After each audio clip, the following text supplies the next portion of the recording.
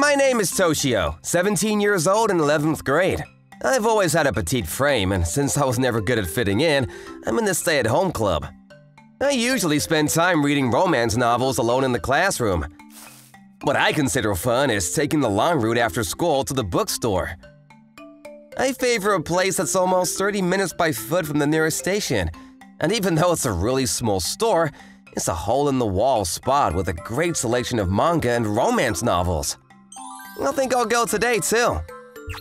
That day, in order to meet some new bestsellers, I once again headed towards the bookstore after school.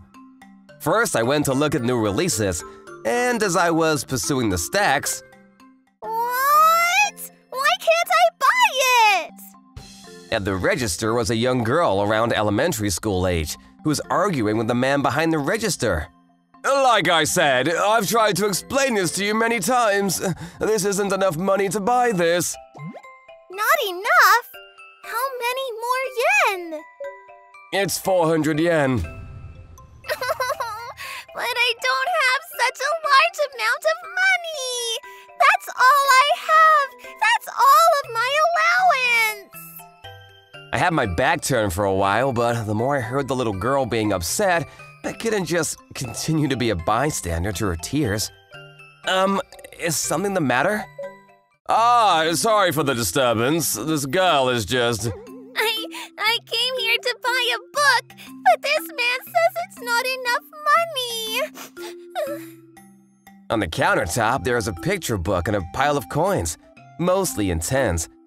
I see. Even at first glance, it's obvious that it wasn't enough money. It seems like she wants this book no matter what. It's awkward. And it's not like you're here with your mother or anything, right? Yeah.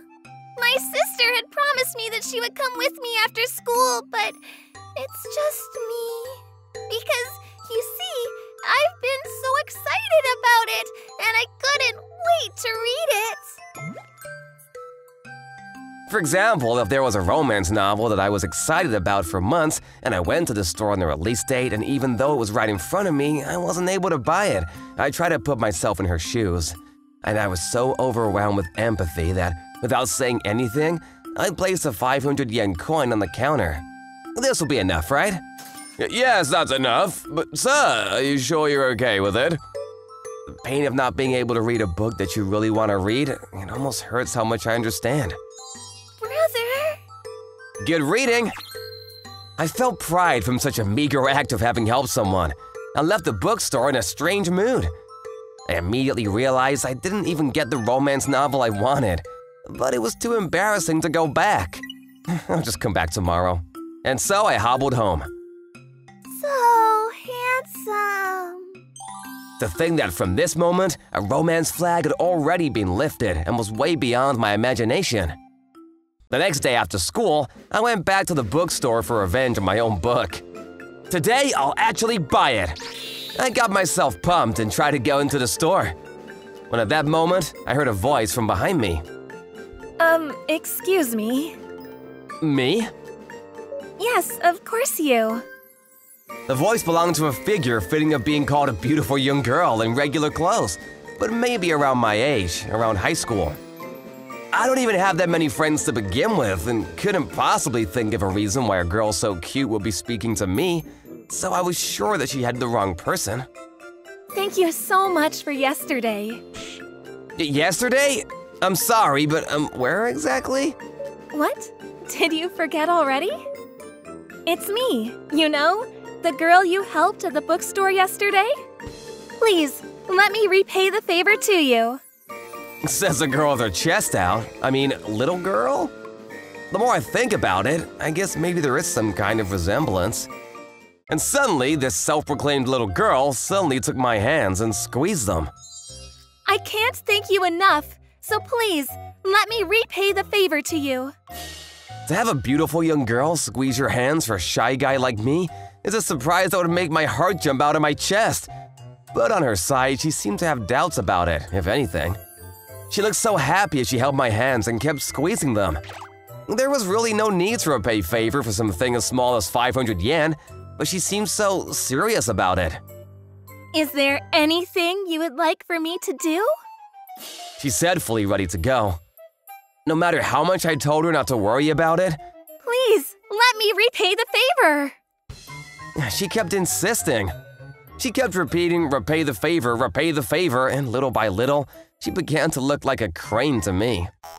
Speaking of, how does that fable, The Grateful Crane, go again?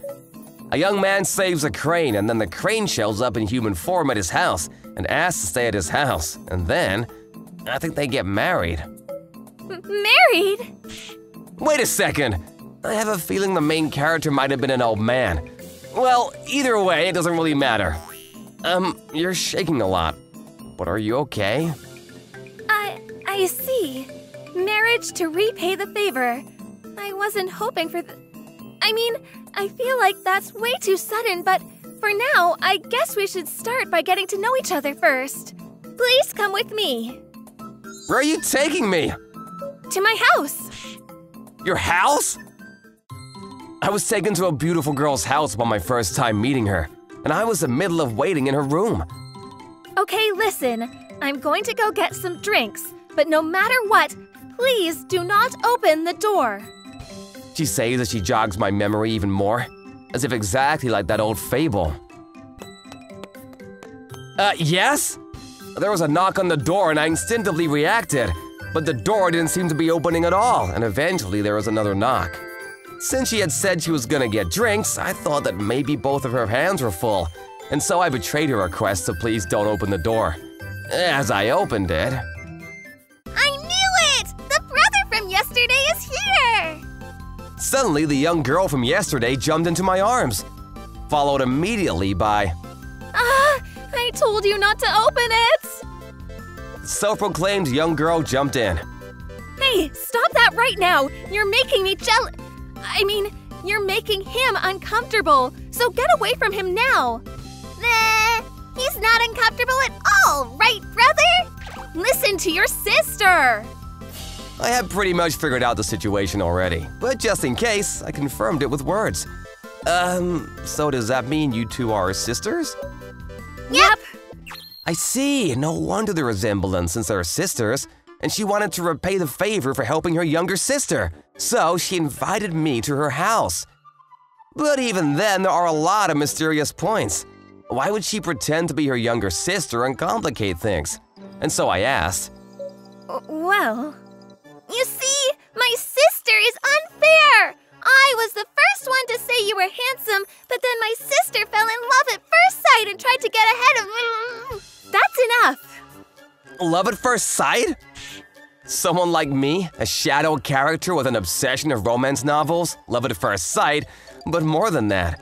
I remember meeting the younger sister and having an interaction with her, but I'm pretty sure I only just met the older sister for the first time a little while ago. The timeline doesn't seem right. Well, actually, when I went to go get my younger sister from the bookstore, I saw you leaving the store at the same time. At that moment, my heart skipped a beat. But me in that moment, I was having a roller coaster of feelings. And I don't think I was attractive in any way. If anything, I feel like I was gross. It was absolutely not gross. Ever since I was little, my type has always been guys that are a failure. Like tired, single, middle-aged salarymen or unemployed high school grads. I guess I have a thing for guys that I can take care of and protect. So, please go out with me. No matter how much you fail in life in the future, actually, no. The more you fail, the more I will spoil you. Me too! I'm going to go out with brother too!